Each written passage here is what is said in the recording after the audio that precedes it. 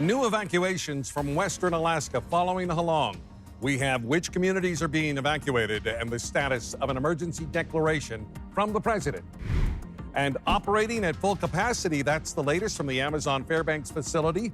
Join us for a tour before the holiday season gets into full swing. Later, a daring heist from one of the world's most famous museums. We have the latest from Paris, where the search is on for the people who robbed the Louvre.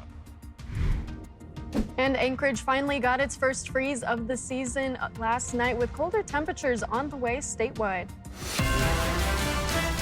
You're watching Alaska's news source.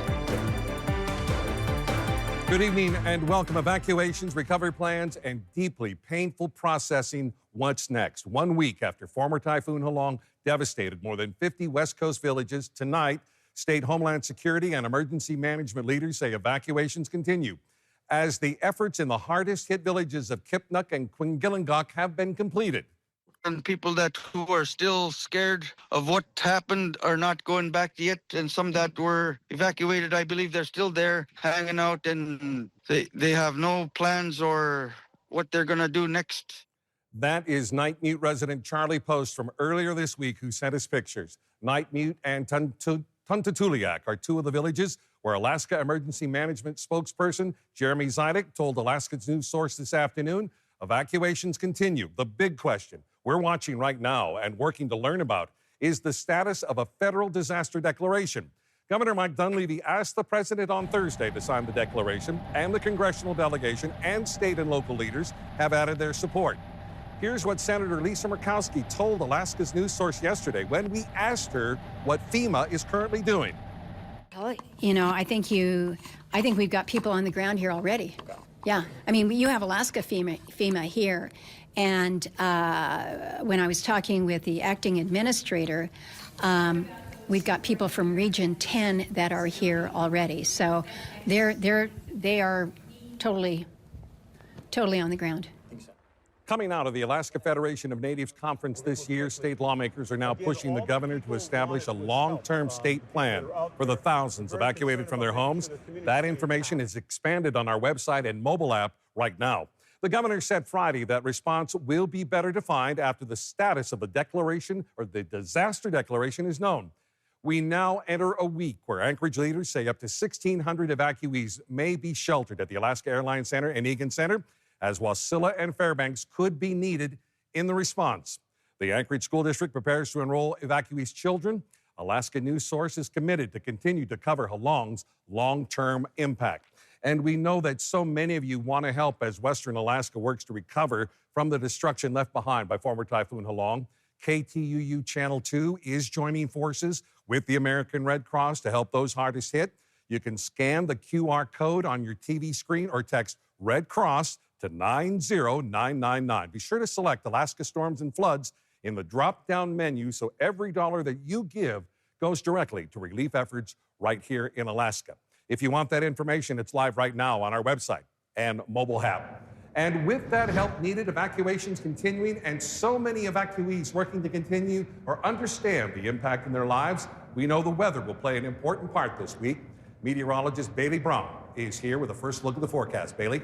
Yeah, thank you, Dave. We are looking ahead to continuing to see those dry conditions both in western Alaska and especially more inland into the interior. Now, with those dry conditions, we are looking ahead to some colder temperatures as well, but just looking at our projected satellite and radar, you can see we have two low pressure systems, but they're staying very south of the state. So this is not going to impact western Alaska whatsoever. This is bringing some rain into areas along the Aleutian chain as well as into south central and even into southeast, but that's really avoiding the interior and western Alaska. So that's going to continue pretty much all week long as we look ahead. But even with our Bethel 7-day, you can see those dry conditions continuing until about partway through this work week with those mostly sunny skies hanging out. But you can also see that with our high temperatures, we're still sitting pretty close to freezing, and that's something that we can expect to see pretty much statewide. So with our low temperatures just from today, Anchorage actually saw its first freeze of the season, making it the second latest first freeze on record. So 29 degrees is what we saw in Anchorage overnight, and then we're going to see those temperatures dropping into the 20s and even into the teens in some areas for those low temperatures. But the good news is that if you do want to see the aurora borealis tonight, there is active activity with level 4. So if you're in Anchorage or even across into Western Alaska or the interior, even if you're all the way in Juneau, you do have a possibility of seeing the aurora moving in tonight. So that is the good news to hold on to as we look ahead for this week, is a strong aurora borealis for tonight. But those cooler temperatures are on the way. Dave? All right. Thank you so much, Bailey. We have breaking news out of Anchorage tonight. Police say they made an arrest in a double homicide from Friday. A night the city saw 3 total homicides, which caused the city's police chief to increase patrols this weekend. Police say 36-year-old Mario Jackson has been arrested and charged with 2 counts of first-degree murder after police say they found a man and a woman who had been shot and killed in downtown Anchorage near 8th Avenue and Cordova Street. That came an hour after police say they found a woman stabbed in the Midtown area near Fireweed and C Street on Fiddlehead Place. She died later at the hospital. If you have any information, you can call police dispatch at 311 or submit tips anonymously online through Crime Stoppers. Alaska's News Source will continue following these developing stories, including the impact of the increased weekend patrols. And covering Fairbanks tonight, Amazon delivery facility. After 10 months in operation, our Alex Bengal took a tour of the Golden Heart City's new warehouse and showed us what he learned.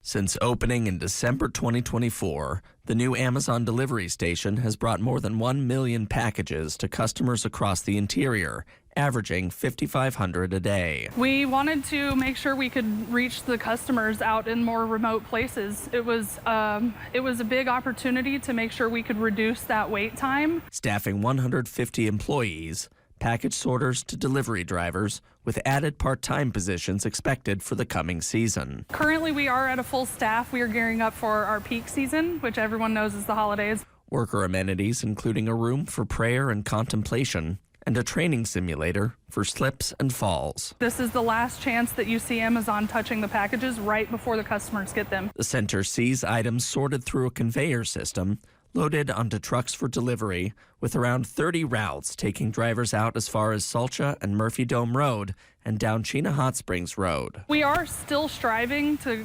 reduce our delivery time as low as we can and get that 2-day promise for as many packages as possible. Larger items, however, will still go through the U.S. Postal Service and other carriers as the facility expands its volume and reach. Alex Bengal, Alaska's News Source. Thanks for listening.